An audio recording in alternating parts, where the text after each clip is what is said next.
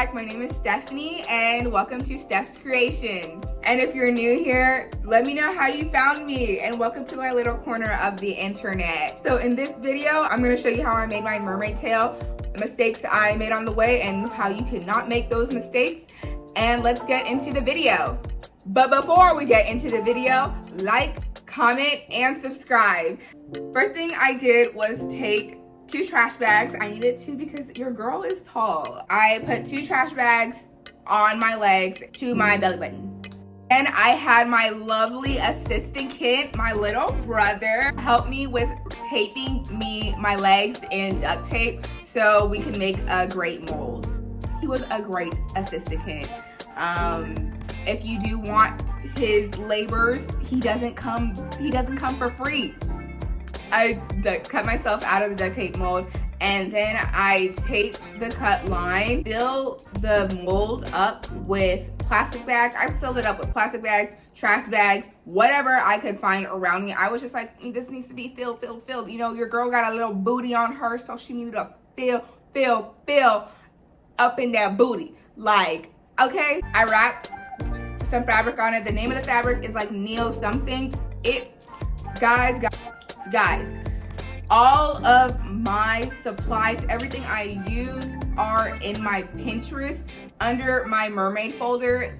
Obviously, I don't even remember the name of the fabric I use. All my supplies are in my Pinterest folder because that helps me out and that helps you out because they're all in one place. Back to the program. And then I clamped up the seam and then I just sewed along that clamp so it made it easier.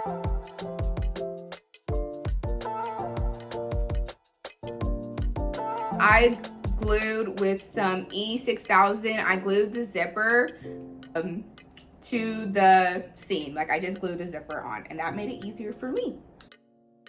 But so the same fabric that I used for the base of the tail, I cut a little bit off and I sewed to be large enough to be around my feet and also to sew it to the rest of the tail. The bra strap hooks on the back of the waistline so that whenever I put it on, it just snaps to my waist. I put an elastic band on the waistline of the tail. I glued the elastic band to the tail with E6000 because, again, as I said, your girl is not a good sewer, but she is learning. Okay, so now to the fluke. Traced out on a piece of paper like half of a fluke, and then that piece of paper, I placed it on some thick plastic. And you can find the plastic in my Pinterest folder. Let's repeat it with me. In my Pinterest folder. All supplies are there.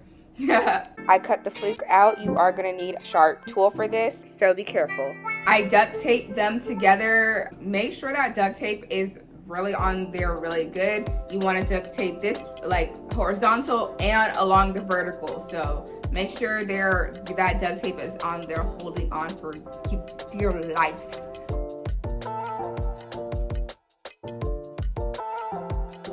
I used my lovely assistant brother again. He helped me duct tape my tail, to my fluke. Definitely have somebody help you with this portion because it's going to make it easier on you. Have the duct tape lay there really well. Then duct tape the back of the tail to the back of the fluke. Duct tape it really well so it doesn't lift and it is on there secure. And I put a layer of E6000 on the duct tape just to make sure that everything was smooth and on there real well. Like, that the duct tape was not going to lift, it was going to stay there and hold on for dear life because E6000 honestly is my best friend. Then after that, spray paint a rough outline of the design you want onto your tail. So I thought I was going to make a clay fluke mold and then put silicone on the clay fluke mold and then glue the halves together. I thought that was what I was gonna do. But then the clay mold broke into pieces. If you follow me on TikTok, you probably already saw like how it just shattered into pieces. Pieces. Just shattered. Just shattered. My heart was broken. I was sad. I was a sad girl that day.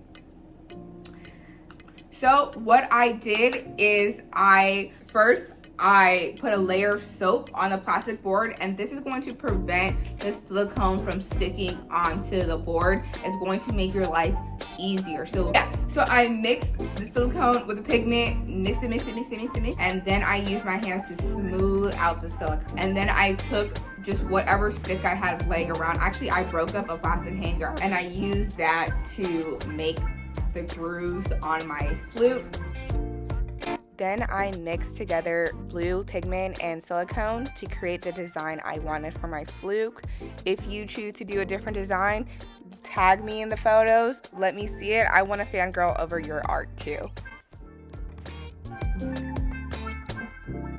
The same way I did the front of the fluke, I did the same thing to the back, but I didn't put any designs on it because it was the back of the fluke.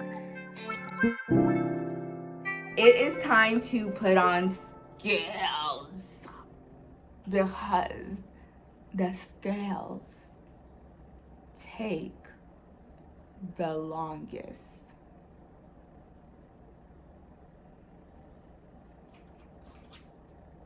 The way that I did my scales was I used silicone to glue my scales onto my tail. Don't do that. Do not do that. Don't do it. Don't do it. Because my scales are falling off like this. It's falling off. So don't do that. I would advise using something like maybe E6000, but E6000 tends to cure really hard and will not give you that flexibility. You could also use like hot glue. That could have worked better than silicone because the silicones did not hold the scales really well. Using something else but silicone. But the scales are really pretty.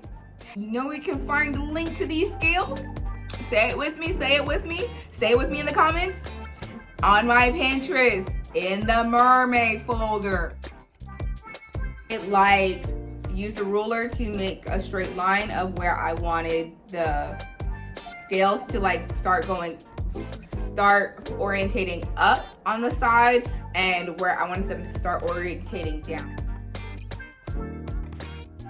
Then I used a ruler to outline where I wanted the blue scales to jut out on the tail to make it look more dynamic. And that's my design. That is my design. Y'all can do my design. I freaking don't care. But if you do, tag your girl. Tag your girl in your TikTok or your Instagram or your Pinterest. I want to see them. So yeah, so I had my dark blue scales on my sides, and then the ones where they were shooting out, jutting out, made the dark blue into like triangles there, and then the outlines were just lighter dark blue scales to smoothly transition to the white in the middle. After completing the sides, I used silicones. Again, y'all should use a different adhesive type to lay down the rest of the white scales. Adding the scales took forever, but y'all can watch me do it in 8 seconds. And when you're done with the front, you do the same to the back, and you're done with adding the scales on. In the white areas, I dry brushed the white pigment. In the blue areas, I dry brushed on the blue pigment. And that kind of made it look more shiny and cute, like a mermaid, might I say. But yeah, after that hard work and toiling, it took about like maybe 2-3 weeks to get this all completed. But after all of that, your girl became a mermaid that she's been wanting to do ever since she was like 3 or 4. Oh my gosh. And the pictures were too. Y'all should check the pictures out on Instagram. Have y'all seen the pictures on Instagram? Thank you so much for watching. If you made it this far, thank you so much for watching. Thank you so much for supporting me. I want to hear from you guys. I definitely want to see y'all's own creative projects. I love to see people create. Like, I know it's amazing. It's just amazing. But yes, thank you so much if you made it this far. I can't wait to see y'all in the next video. And definitely show me y'all's own creations because I want to see it. I want to fangirl over you guys too. Like, man, oh my gosh. Ooh. Love it. Okay, bye. See you in the next one. And subscribe because your girl needs it. Actually, yes, I do need it. I'm not afraid to say I need it because I do. Yes, I do. But bye. See you in the next video.